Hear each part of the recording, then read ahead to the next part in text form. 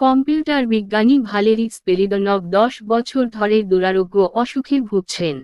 তার মাথা প্রতিস্থাপনের অস্ত্রোপচারে আনুমানিক খরচ হবে 75 লাখ ব্রিটিশ পাউন্ড। এর ছবি, ফ্লোরিডা নিউজ টাইম।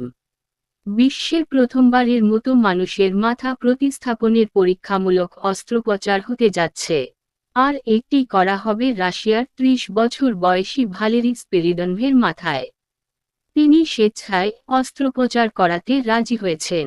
এ প্রক্রিয়ায় তার মৃত্যু ঝুঁকি অনেক। মেরুদণ্ডের বিরল রোগে ভুগছেন স্পিরিদনভ। তিনি একজন কম্পিউটার বিজ্ঞানী। জিনগত ওই রোগের নাম ওয়ার্নিং হফম্যান ডিজিজ। এটির কারণে তিনি হাঁটাচলার সামর্থ্য হারিয়ে ফেলেছেন এবং তার শারীরিক অবস্থা ক্রমে অবনতি হচ্ছে। অস্ত্রোপচারে নেতৃত্ব দেবেন বিতর্কিত ইতালীয় শল্যচিকিৎসক সের্গিও কানাভারো। তিনি দাবি করেন, মানুষের মাথা অপসারণ করে সুস্থ শরীরে প্রতিস্থাপন করা সম্ভব। তার উদ্ভাবিত ওই চিকিৎসা পদ্ধতিতে আগামী 2 বছরের মধ্যেই প্রথম মাথা প্রতিস্থাপন করা হবে।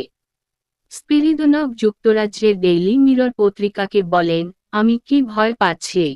অবশ্যই। কিন্তু এটা যে শুধু আতঙ্কের তা নয়। ব্যাপারটা একই সঙ্গে বেশ কৌতূহল উদ্দীপক। কিন্তু আমার কাছে তো বিকল্প নেই। যে অবস্থায় আছি তা মৃত্যু যন্ত্রণার চেয়ে কম নয়। ওয়ার্নিং হফম্যান রোগের প্রভাবে স্পিরিদনভের মাংসপেশি ক্রমে ক্ষয়ে যাচ্ছে। নজিরবিহীন অস্ত্রোপচারের মাধ্যমে তার মাথাটি শরীর থেকে আলাদা করা হবে। এরপর দাতার শরীরে তা প্রতিস্থাপন করা হবে। তবে সেই দাতা কে হবে তা নিশ্চিত হয়নি। 1970 সালে একজন ডাক্তার বানরের মাথার সাথে প্রতিস্থাপিত হলে কি হবে? যেহেতু এই সংখ্যাগুলি লাল কেশিক বানরের মতো, তাই অন্যান্য মুখোশগুলি স্বাভাবিক ক্রিয়াকলাপ, দৃষ্টিশক্তি এবং শ্রবণ শক্তির অনুমতি দিতে পারে।